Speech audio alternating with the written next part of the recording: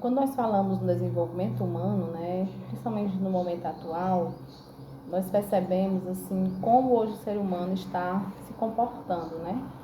E diante do momento que estamos passando, a gente vê a grande necessidade de ser trabalhado a questão das relações realmente emocionais, né?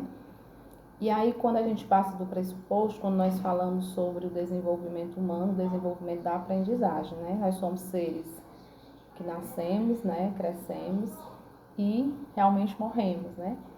E aí, muitas vezes, a gente faz um comparativo com o início de tudo e os momentos atuais e a gente percebe uma mudança, né, no ser humano. Em que sentido? Nas relações, na questão dos valores, né? E aí isso é algo de grande relevância para a gente repensar. E aí eu gostaria de pontuar aqui sobre os 4 pilares da educação, que é o aprender a conhecer. Então, quando a criança ela começa no seu processo de aprendizagem, onde o eixo principal é a interação, é o brincar. Então, quando ela conhece algo, por que é importante a criança, na educação infantil, ela estar no espaço que tenha contato com a natureza, né, que ela possa pisar na terra, que ela possa pegar nas pedrinhas, que ela possa pegar as folhas. Então, isso é o aprender a conhecer, que ele faz uma grande diferença nesse processo de desenvolvimento, para depois ele aprender a fazer. Por quê? Porque muitas vezes a gente já quer que uma criança comece a escrever, por exemplo, as vogais, se ela ainda nem desenvolveu a sua coordenação motora grossa. Então, no momento que a criança está brincando com terra, que ela está pegando com a folhinha, você está com a criança brincando numa área livre, ela vai catar folhas. Então, aquilo ela está trabalhando na sua coordenação. Então, isso é desenvolvimento. Então, isso é o aprender a fazer, que faz parte dentro dos pilares da educação, né?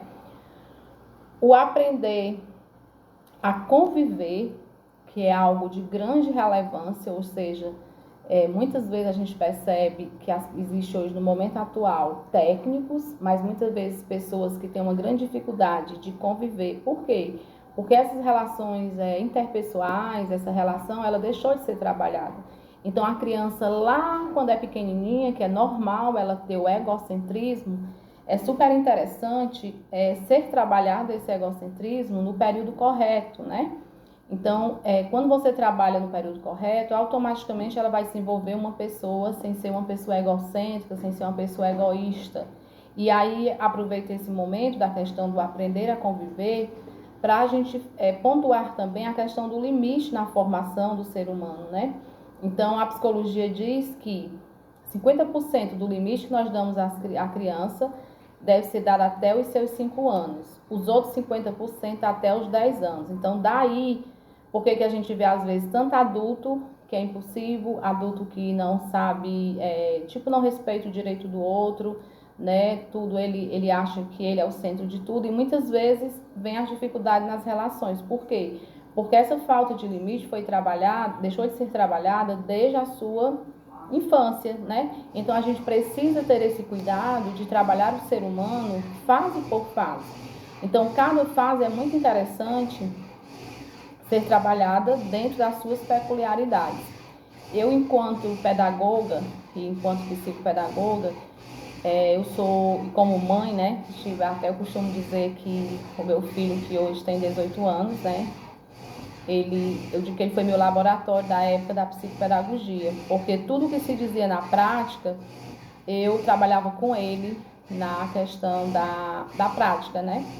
E aí essa questão da pedagogia do amor, da pedagogia dessa filosofia positiva, né? Eu acho muito interessante, porque a partir do momento que você faz com que a pessoa reflita algo que ela fez que não foi legal, é diferente de você chegar proibindo, né? Então você diz para uma criança, a criança ela está na televisão e logicamente que é melhor estar na televisão do que ir tomar banho, né? E aí começa aquelas birras, e aí começa às vezes o estresse da mãe não ter a paciência mais, né? E às vezes em cima da hora para ir para a escola. Então, uma das estratégias bem legais de ser trabalhada é sempre conscientizar a criança, né? Eu sei que você prefere estar assistindo o seu filme, o seu programa, mas agora chegou a hora do banho, né?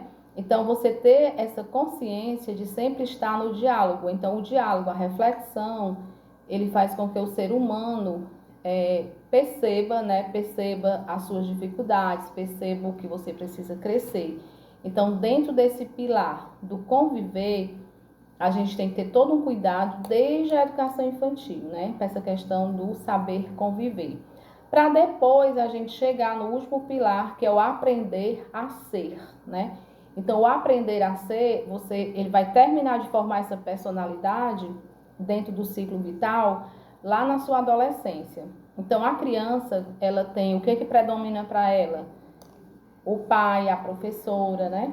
E quando o adolescente está na adolescência, o que vai prevalecer para ele vai ser o seu grupo de amigos, né? Então, daí a importância dos pais ficarem ligados, quem é o grupo de amigos dos meus filhos, né?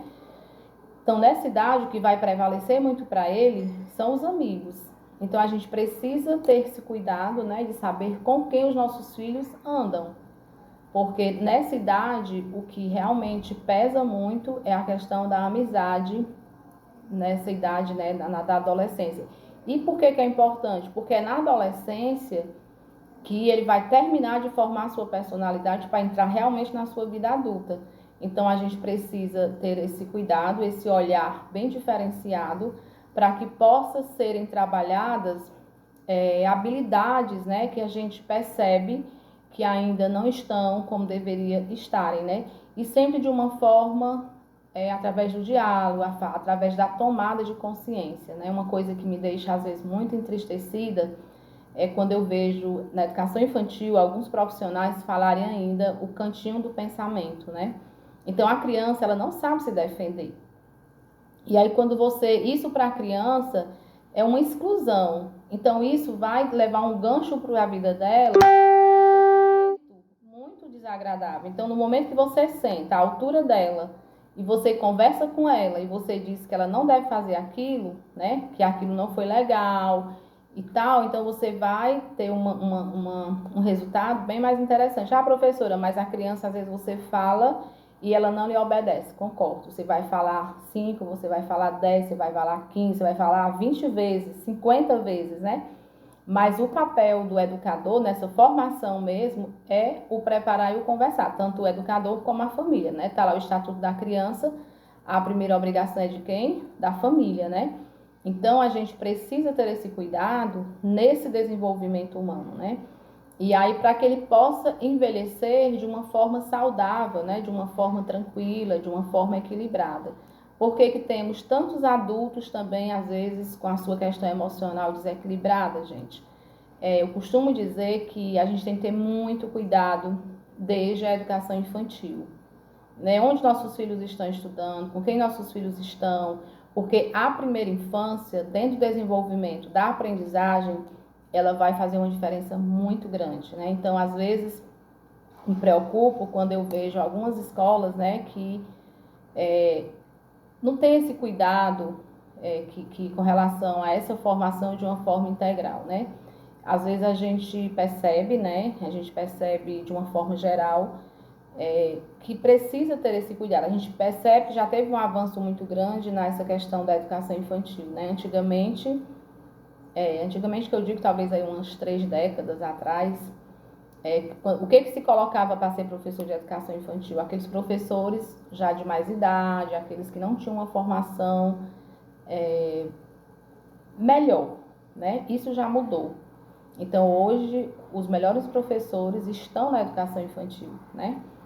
E claro que a gente sabe que os lugares, às vezes, que não tem os profissionais habilitados, talvez ainda sofram algumas dessas penalidades, mas de uma forma geral podemos dizer que hoje, quando a gente faz uma análise, os melhores professores estão na educação infantil.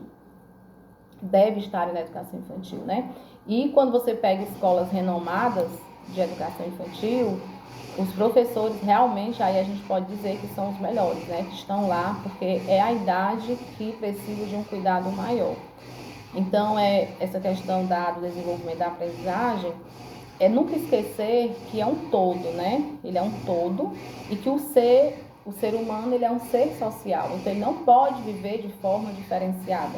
Então ele tem todo um contexto que faz parte, ele vai ter os seus aspectos biológicos, hereditários, mas o aspecto externo, o meio em que ele vive, o meio em que ele convive, vai ter uma grande diferença na sua formação.